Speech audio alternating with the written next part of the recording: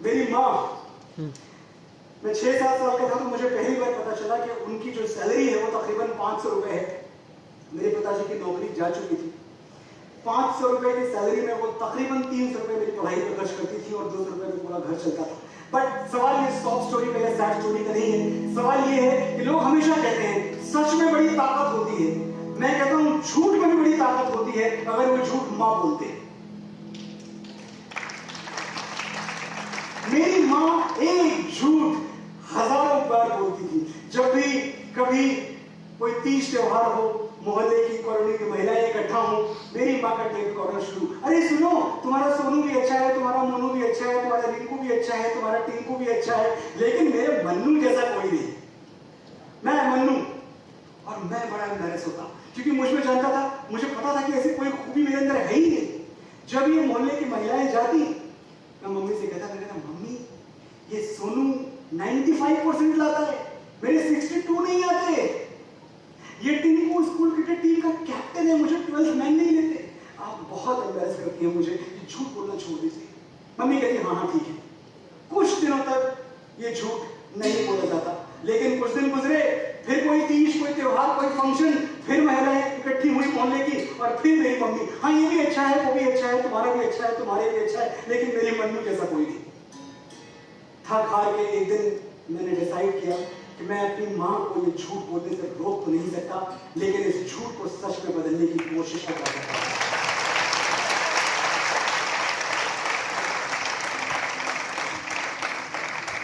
आज ये जो मनोज मुंतशिर आपके सामने खड़ा है, प्रेमा देवी का मन्नू, ये सिर्फ और सिर्फ अपनी माँ के बोले हुए एक झूठ का नतीजा है।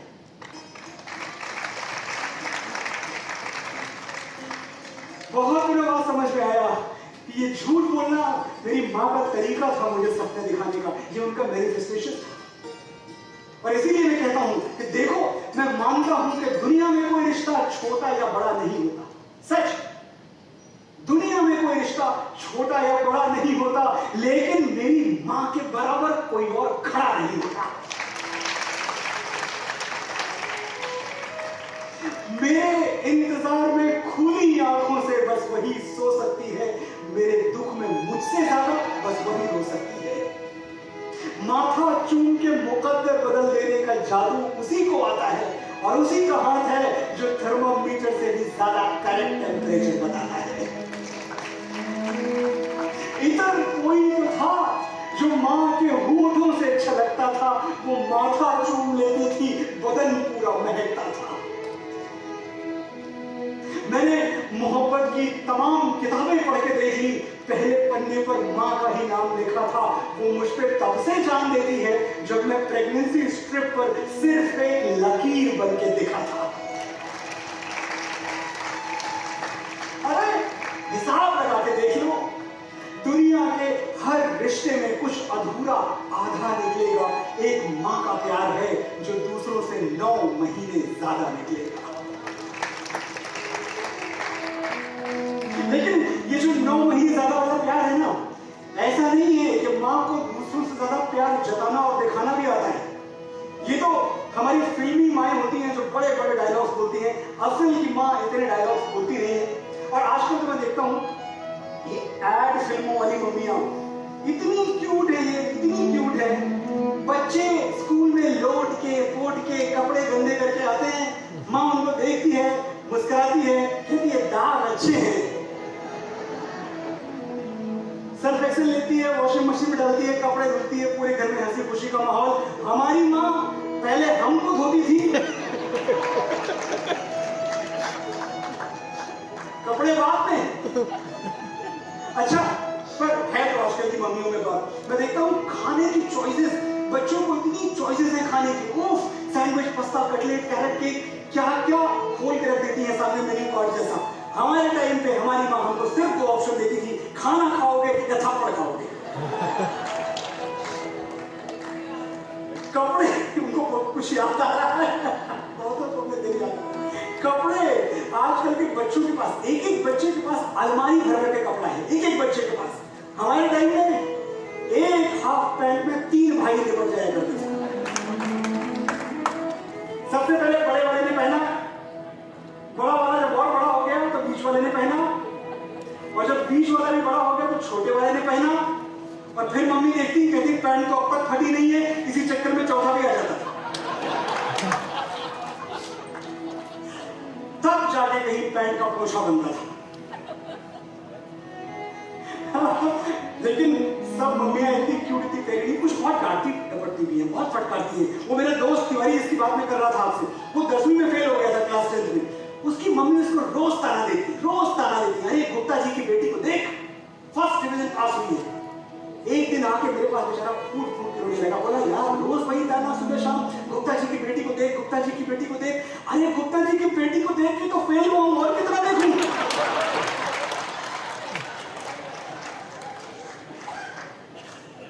ये जो हंसी खुशी भरी मेमोरीज है, अगर कभी आप लिस्ट करने बैठे, ये मैं आपको चैलेंज ही कह सकता हूं कि जाइएगा घर, ये एक्सरसाइज कीजिएगा कि आज वो सब यादें कागज पे लिखेंगे एक बुलेट पॉइंटर के साथ, जिन्होंने हमें बहुत खुश रखा, बहुत हंसाया, जो बहुत हसीन है, बहुत प्यारी है, बहुत अजीज है।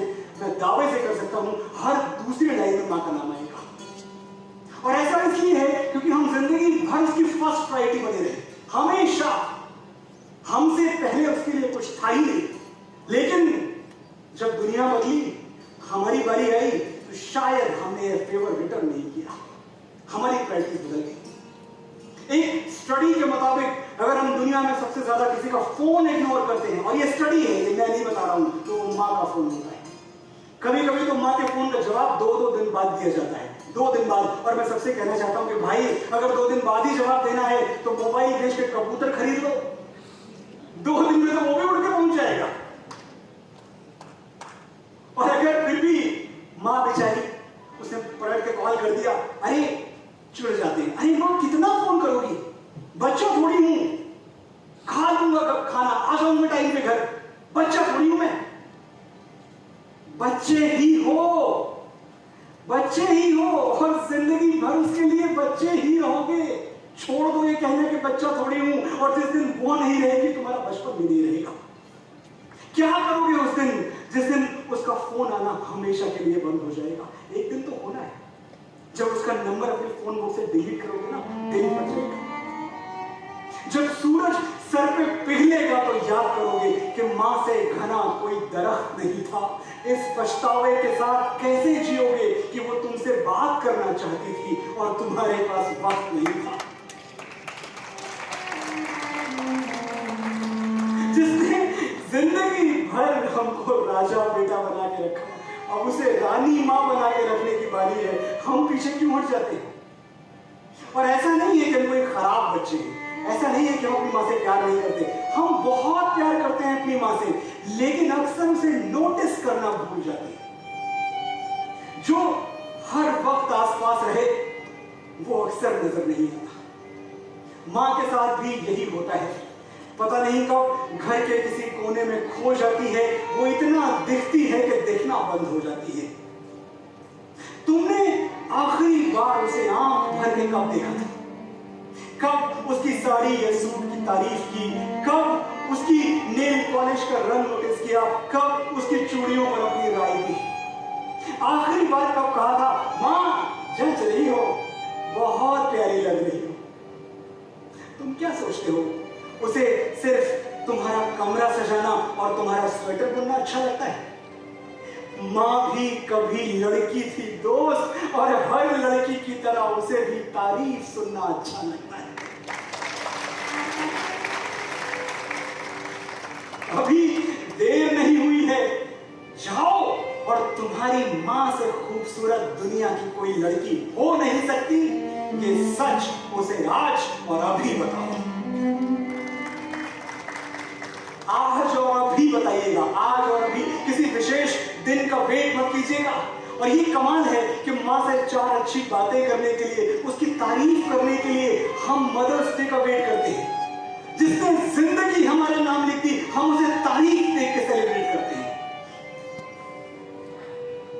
एक तो ये जो इंस्टा पे लिख देना मां के लिए पोस्ट, अच्छी बात है, लिखिए, फेसबुक पे लिख देना और खुश हो जाना, बड़ी अच्छी बात है। लेकिन मेरी एक गुजारिश है कि मां का सम्मान ऑनलाइन नहीं ऑफलाइन कीजिए। आप पैदा हुए थे, डाउनलोड नहीं हुए थे।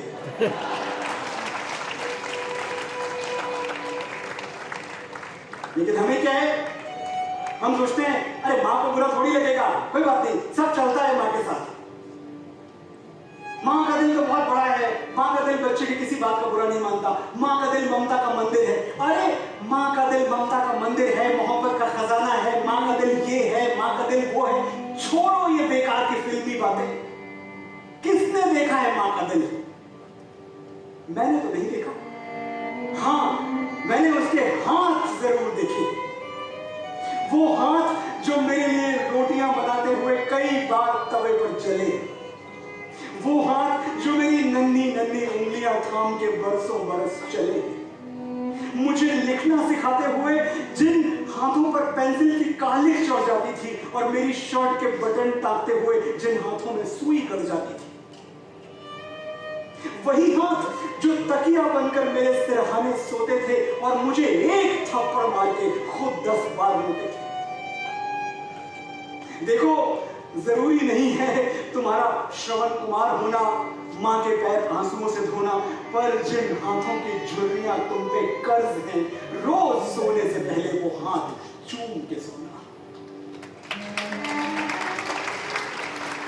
इतना तो कर सकते।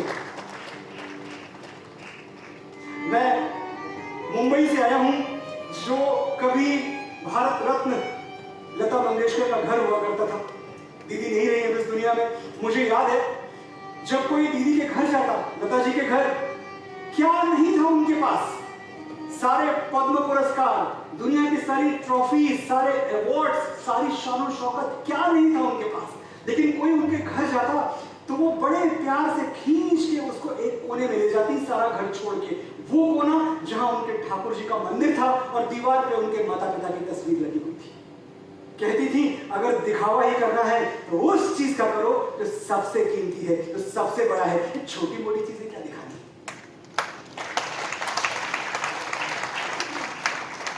दीदी ने दिखावा किसका किया?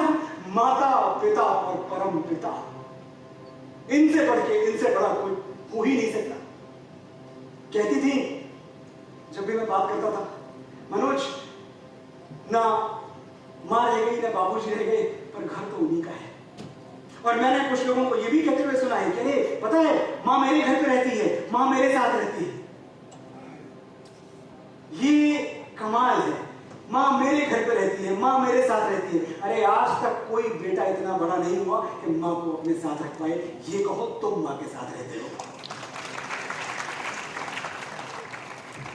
बधाई हो, तुमने बड़ा घर ले लिया और मां को एक अलग कमरा भी दे दिया। तुम ये सोच के खुश हो कि जहां लोग मां को बरामदे में रखते हैं, तुमने कमरे में रखा है। बहुत अच्छे बेटे हो तुम, शाबाश। पर ये बताओ, उस कमरे में तुम कितनी बार जाते हो? कितना वक्त मां के साथ बिताते हो? आखिरी बार उसके साथ टीवी कब देखा था? उसे वो बेकार के चुटकुले कब सुनाए थे और बिना सर पैर की बातों पर उसके साथ ठहाके कब लगाई थी? कमरा देने से उसका हिसाब कैसे बराबर होगा जिसका कर्जदार है तुम्हारे खून का एक एक कतरा, तुम्हारे वजूद का एक एक रेशा। 9 महीने जिसने तुम्हें पेट में रखा, 3 साल हथेलियों पर और जिंदगी भर दिल में। उसे कमरे में नहीं, पलकों पे रखना मेरे दोस्त, हमेशा।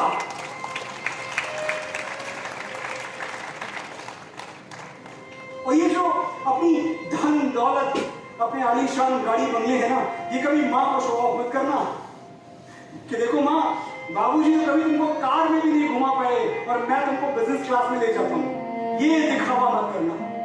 धन, पद, प्रतिष्ठा, मान। अगर मैं पूछूं आपसे कि क्या इस दुनिया में धन, पद और प्रतिष्ठा में कोई भगवान श्री कृष्ण से बड़ा हो सकता है? वो कृष्ण जो द्वारकाधीश थे, वो कृष्ण जो 16 कलाओं के स्वामी थे, लेकिन वही कृष्ण बाल गोपाल बन के माखन चुराते थे और अपनी मां के हाथों मार खाते थे, क्योंकि मां से मार खाने में ही कृष्ण का बड़ापन था। आप बड़े हो जाएं, जीवन में बहुत तरक्की करें, बहुत बड़े हो जाएं, बहुत ज्यादा बड़े हो जाएं, लेकिन जो अपनी मां से बड़ा हो गया, उससे छोटा इंसान इस दुनिया में कोई और नहीं हो सकता। एक हैक आपको बताता हूं मैं, कई बार ऐसा होता है, मेरे साथ होता है, कई बार लगता है कि आप वो एनर्जी नहीं रह गई मेरे अंदर, वो ताकत नहीं रह गई, वो बात नहीं रह गई, मेरे चेहरे में वो नूर नहीं रह गया। एक हैक बता रहा हूं, अपने घर के सारे शीशे, सारे आईने उतार के फेंक दीजिए और खुद को मां की नजर से देखिए। दुनिया में कोई ग्रीक गॉड, कोई स्वर्ग की अप्सरा सुंदरता में आपकी बराबरी नहीं कर सकती। ये सब आईने झूठे हैं, ये सब शीशे फरेबी हैं। ये क्या जाने मैं दो बुझती हुई आंखों का सूरज हूं, चमकते चांद तारों को भी वो फीका बता देगी। मेरी मां से कभी पूछो मैं कितना खूबसूरत हूं।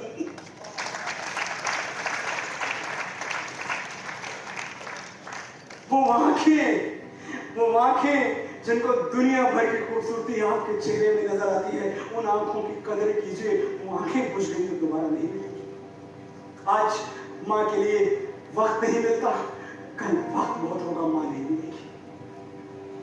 और कभी जब आप उस कौशल्या के पास जाएं तो उस दशरथ को भी एक जोर का एक टाइट भाग दे के आइएगा, जिसकी कुर्बानियां लिखने के लिए कभी इतिहासों को सही नहीं मिली। हमारा वो हवाई चप्पल वाला हीरो जिसे हम जिंदगी भर गंगाधर समझते रहे और वही शक्तिमान निकला। मुश्किलों के दो चार समंदर हमारे बाबूजी हमारे लिए रोज पार कर जाते थे और हमको हवा तक नहीं लगती थी, हमको भनक तक नहीं लगती थी। वो बुखार वाली रातें सिर्फ मां थोड़ी जागती थी, कच्ची नींद में सोते तो पापा भी थे, किसी की नजर नहीं गई पर रोते तो पापा भी थे। वो पिता जिसके होने से हमें बाजार के सारे खिलौने अपने लगते थे, लगता था जिस चीज पे हाथ रख देंगे कि गिफ्ट रैप में घर चली जाएगी।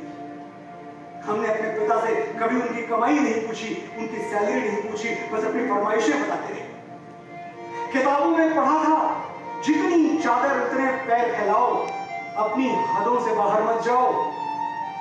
लेकिन मेरे पापा मेरी खुशी के लिए दुनिया की हर चीज ले आते। मैं चांद मांग लेता तो आसमान से चांद खींच ले आते। कभी प्रोविडेंट फंड से लोन लिए, कभी फिक्स डिपॉजिट तोड़ दिए।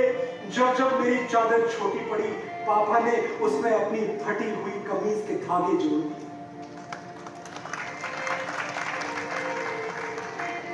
मैं बड़ा हुआ, अपने पैरों पे खड़ा हुआ, बहुत पैसे कमाए मैंने, लेकिन वो परफ्यूम्स नहीं खरीद पाया जो मेरे पापा अपने पसीने से महकाते थे।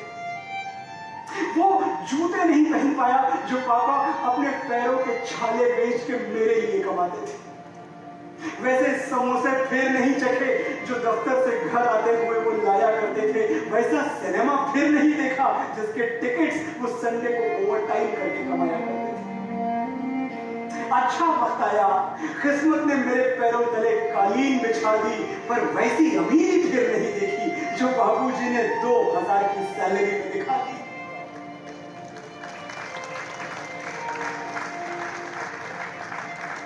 हम उस देश में हैं जहां हमारा बूढ़ा बाप भी हमारी ताकत है। हजारों मुश्किलों से लड़ रहा हूं मैं अकेला ही, दुआएं साथ हूं जिसके उसे लश्कर नहीं लगता। मेरे बाबूजी बूढ़े हैं मगर अब भी ये आलम है, वो मेरे पास होते हैं तो मुझको डर नहीं लगता। और सचमुच में डरता नहीं। मैं किसी मुश्किल, किसी आफत, किसी बला, किसी परेशानी से नहीं डरता। मैं जानता हूं अगर मेरा वक्त बिगड़ जाएगा, अगर मेरे पैरों में दुख का कांटा गड़ जाएगा, तो कोई है जो मेरे लिए भगवान से भी लड़ जाएगा। जब तक वो झुर्रियों भरे हाथ मेरे सर पे हैं, मेरा गुरूर जिंदा है, मेरा रौब जिंदा